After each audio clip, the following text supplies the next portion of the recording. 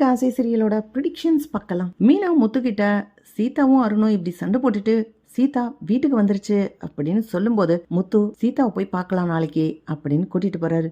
சீதா, நீ கோவப்படுறது ரொம்ப தப்பு. அருண் இந்த குடும்பத்துக்கும் சரி உனக்கும் நல்லது செய்யணும் அப்படின்னு எதிர்பார்க்கறாரு. தான் ஒரு நல்ல மருமையன் அப்படின்னு பேர் வாங்கணுன்றதுக்காகத்தான் அவர் எல்லா விஷயமும் செய்யறாரு. நீ அவர்கிட்ட எதுக்கு கோச்சுக்கிற? அவரு புதுசு. அவரு எந்த கஷ்டத்தையும் பார்க்காம வளர்ந்தவர். அவருக்கு தெரியாது அம்மா அப்பா பாசம்னா என்ன, அதுக்காக ஏங்குற தன்மை என்னன்னு.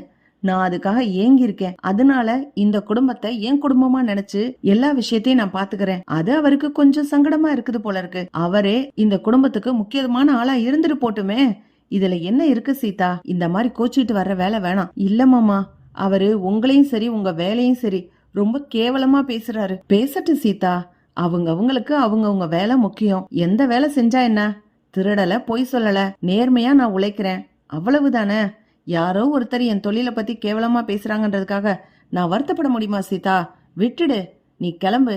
அருணோட சேர்ந்து சந்தோஷமா வாழ்றதுக்கு பாரு அப்படின்னு முத்து அட்வைஸ் பண்ணி அனுப்பிடுறாங்க. அருண் தான் ஃப்ரெண்டோட சேர்ந்துட்டு, எங்க வீட்டுல இப்படி ஒரு பிரச்சனை வந்துருச்சுடா. எல்லாத்துக்கும் காரணம் சீதாவோட அக்கா ஹஸ்பண்ட், அந்த டிரைவரு முத்து தான். அவனை ஏதாவது ஒரு பிரச்சனையில மாட்டி விட்டு 6 மாசமாவது உள்ள வைக்கணும்டா. அவன் வெளியில இருக்கிற வரைக்கும் எனக்கு பிரச்சனை தான். அந்த குடும்பத்துல என்ன நல்ல பேர் எடுக்கவே விட மாட்டேங்கிறான். அந்த குடும்பத்துல அவனை சாமி மாதிரி பாக்குறாங்க. முத்துனா அங்க அவ்வளவு மரியாதை இருக்குது. அவனுக்கு அங்க மரியாதை கிடைக்கிறது எனக்கு சுத்தமா பிடிக்கவே இல்ல. நானும் அந்த வீட்டுக்கு மருமையும் தான். எனக்கு தான் அந்த மரியாதை கிடைக்கணும்னு எனக்குள்ள ஒரு பொறாமையும் கோபமும் இருக்கு அப்படின்னு அருண் யோசிக்கிறாரு. அருணோட ஃப்ரெண்டு சொல்றாரு, அவன் டாக்ஸி ஓட்டுறான்னு தானே சொல்ற, அந்த டாக்ஸில ஏதாவது ஒரு பொருளை வச்சிட வேண்டியதானே?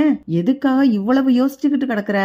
6 மாசம் 1 வருஷம் என்ன, அதை விட அதிகமாவே அவனை லாக்அப்குள்ள போட்டு வச்சிடலாம். கவலைப்படாத அருண் அப்படின்னு தைரியம் சொல்லிட்டு ஒரு பொருளை கொடுத்து அனுப்புறாங்க. இந்த துணியில சுத்தி அவனோட டாக்ஸில வச்சிடு. அவனுக்கு கண்டிப்பா தெரியாது, கண்டுபிடிக்கவும் முடியாது. இதை எப்படியாவது நாளைக்கு அவனோட டாக்ஸில வச்சிடு அப்படின்னு கொடுத்து அனுப்புறாங்க. மறுநாள் அருண் டாக்ஸி புக் பண்றாரு. சீதா, நீ இன்னும் கிளம்பலையா? ஆபீஸ்க்கு கிளம்பணும்ல, வேலைக்கு கிளம்பணும்ல, உனக்காக டாக்ஸி புக் பண்ணிருக்கேன், நீ டாக்ஸில கிளம்பு சீதா அப்படின்னு அருண் சொல்றாங்க. சீதா கேக்குறாங்க, எதுக்குங்க எனக்கு போய் டாக்ஸி புக் பண்ணிருக்கீங்க? என்னைக்கு இப்படி செய்ய மாட்டீங்களே, இன்னைக்கு என்ன புதுசா? ஆமா, நீ தான் உங்க அக்கா ஹஸ்பண்ட் மேல அவ்வளோ மரியாதை வச்சிருக்கிற. எதுக்குமா என் மேல இதுக்காக கோச்சுக்கிட்டு நீ வேற வீட்டை விட்டு கிளம்பிடுவ? அதுக்காக தான் அவரோட டாக்ஸியவே வர வச்சிருக்கிறேன். நீ உங்க மாமாவோட வண்டியிலே ஏறி போகலாம், சந்தோஷமா போகலாம் அப்படின்னு அருண் சொல்றாரு. என்னது, மாமா வண்டி வருதா அப்படின்னு சீதா வேகமா வெளியில ஓடி வராங்க. மாமா வாங்க, மாமா வாங்க அப்படின்னு வீட்டுக்குள்ளேயும் கூப்பிடுறாங்க. அருண், எனக்கு கொஞ்சம் வெளியில வேலை இருக்கு, நான் கிளம்புறேன் அப்படின்னு கையில ஒரு பார்சல் எடுத்துட்டு வேகமா வெளியில கிளம்பிடுறாரு. முத்துவ அப்படியே கடக்கண்ல பாத்துட்டே அருண் வெளியில போயிடுறாரு. முத்து சீதா கூப்பிடுறாங்கன்னு சொல்லி வீட்டுக்குள்ள வந்துடுறாரு. முத்துவோட டாக்ஸிக்குள்ள முத்துக்கு தெரியாம அருண் அந்த துணிய உள்ள வைக்கிறாங்க. அந்த துணிக்குள்ள மறைச்சு வச்ச தடை பண்ண பொருட்கள் இருக்குது. ஆனா அது வெளியில பார்த்தா தெரியாது. கொஞ்ச நேரத்திலேயே முத்துவும் சீதாவும் டாக்ஸில ஏறி கிளம்பிடுறாங்க. அருண் வீட்டுக்குள்ள வந்து அவங்க அம்மா கிட்ட, மா டியூட்டிக்கு டைம் ஆயிடுச்சு, நான் கிளம்புறேன் அப்படின்னு சொல்லிக்கிட்டு ஸ்டேஷனுக்கு கிளம்பிடுறாரு. அருண் கிளம்புன உடனேயே அருணோட அம்மாவுக்கு ஞாபகம் வருது.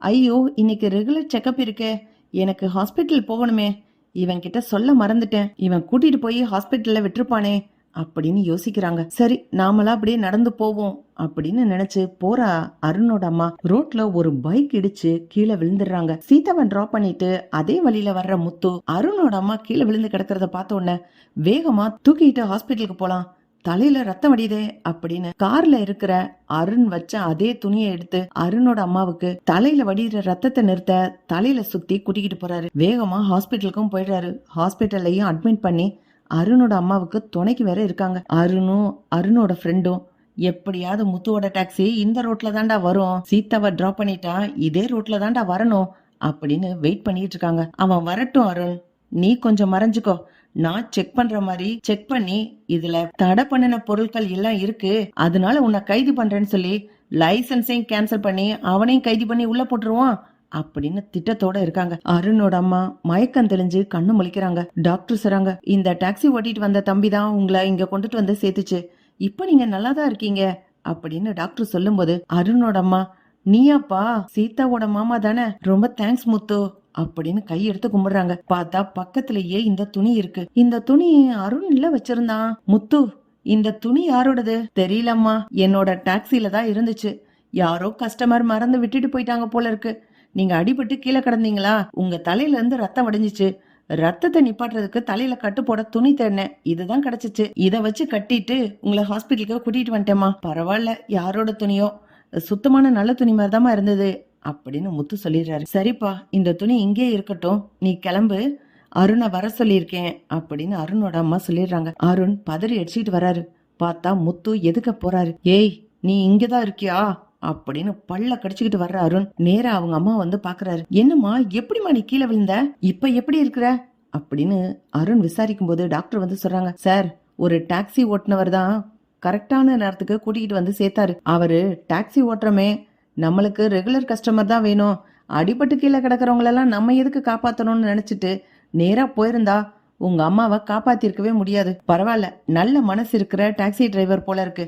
உங்க அம்மாவை கரெக்டான நேரத்துல ஹாஸ்பிட்டலுக்கு கூட்டிட்டு வந்துட்டாரு, அதனால்தான் எங்களால காப்பாத்த முடிஞ்சிச்சு அப்படி டாக்டர் சொல்லும் போது அருண் அவங்க அம்மாவை பாக்குறாங்க. என்னம்மா அந்த முத்து தான் காப்பாத்தினானா, இந்த இடத்துல அவன் நல்ல பேர் வாங்கிட்டானா அப்படின்னு கோவப்பட்டு பல்ல கடிக்கும் போது அருணோட அம்மா சொல்றாங்க, நீ முத்துக்காக ஏதாவது வளவரிச்சு வச்சிருந்தியா? முத்து வருவான், அவனை போலீஸ்ல புடிச்சு கொடுத்துடலான்னு நினைச்சியோ? இந்த துணியை பாத்தியா அருண், இத நீ நம்ம வீட்டுல வச்சிருக்கும் போது நான் உன்னை பாத்துருக்கிறேன். இந்த துணி எப்படி முத்துவோட டாக்ஸிக்கு போச்சு? முத்துவை ஏதாவது பிரச்சனையில மாட்டி விடணும்னு நினைச்சியோ? ஆனா முத்து இப்ப இல்லனா உங்க அம்மா உனக்கு இருந்திருக்க மாட்டேன். அவன் தான் சரியான நேரத்துல காப்பாத்தினான். அவனுக்கு நீ கெடுதல் பண்ண உனக்கு எப்படி மனசு வருது அப்படின்னு அருணோட அம்மா அருணை திட்டுறாங்க. அருணுக்கு இப்பதான் புத்தி வருது. இந்த துணிய நீ வச்சிருந்தாலும் உனக்கும் ஆபத்து தான். தலைய சுத்தி குப்பையில போடு. இதுக்குள்ள என்ன பொருள் இருக்குதுன்னு நான் பாத்துட்டேன். இது முத்துக்காக விரிச்ச வலைதானே, இதுல நீ ஏன் மாட்டிக்கிறாத அருண் அப்படின்னு சொன்ன உடனே அருண் அந்த துணியை எடுத்துக்கிட்டு வேகமா வெளியில வராரு. அப்பன்னு பார்த்து போலீஸ் எதுக்க வந்து அருண் கிட்ட விசாரிக்கிறாங்க. போதை மருந்து இருக்கிற ஒரு டாக்ஸிக்காரனை பிடிக்க போறோம்னு சொல்லி தானே பர்மிஷன் வாங்கி நின்னீங்க, இன்னும் பிடிக்கலையா?